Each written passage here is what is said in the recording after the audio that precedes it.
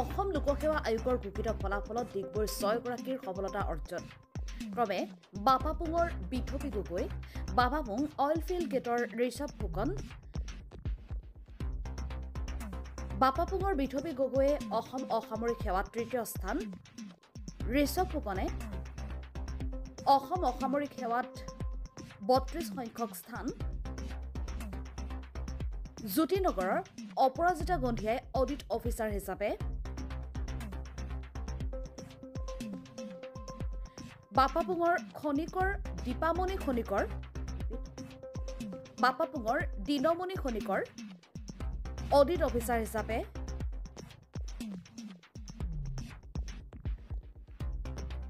assistant accounts officer হিচাপে টিংৰাই পল্লৱী শইকীয়া আৰু hospital dealer দৰ্শন উপাধ্যায় লেবাৰ অফিচাৰ হিচাপে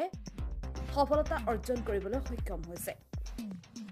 ডিগবৈ ৰিফাইনাৰী উৎপাদন বিভাগৰ অৱসৰপ্ৰাপ্ত সুকুমাৰ গগৈৰ দ্বিতীয় কন্যা তথা মেধাৱী ছাত্ৰী বিথপী গগৈ ডিগবৈ কাৰ্মেল স্কুলৰ পৰা মেট্ৰিক পৰীক্ষাত উত্তীৰ্ণ হৈ ডিগবৈ RD জুনিয়ৰ কলেজৰ পৰা দ্বাদশ শ্ৰেণীত উত্তীৰ্ণ হয় পৰৱৰ্তী সময়ত গুৱাহাটী অসম অভিযান্ত্ৰিক মহাবিদ্যালয়ৰ পৰা ৰসায়ন বিভাগত বিটেক ডিগ্ৰী অৰ্জন কৰিছে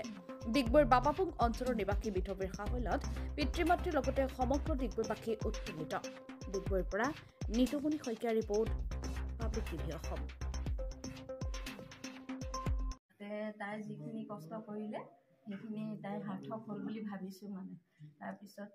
তাই নিজৰ নামটোৰ লগতে গোটেই ডিগবৈ অঞ্চলটোৰ নামটো উজ্বলাই তুলিছে সেইটো কাৰণে মানে গোটেই ডিগবৈতো ডিগবৈৰ লগতে মানে অসমৰ নামটো উজ্বলাইছে তাৰপিছত ঘৰখনৰো আমাৰ মানে গোটেই বংশ পৰিয়ালৰ নামটো উজ্বলাই তুলিছে সেইটো কাৰণে আপোনালোকে কেনেধৰণে আশা কৰিছিল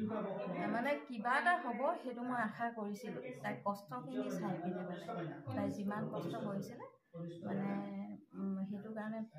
আশা এটা কৰিছিলোঁ কিবা এটা হ'ব বুলি ভাবিছিলোঁ কেনেকুৱা কি ধৰণৰ কষ্ট কৰিছিলে তাই মানে এনেকুৱাই হয় মোৰ লগত সৰুতে পাই পাগলৰ নিচিনা পগলাৰ নিচিনা নহ'লে একদম গোটেই ৰাতি নহয় মোক লগত শুৱাই দিব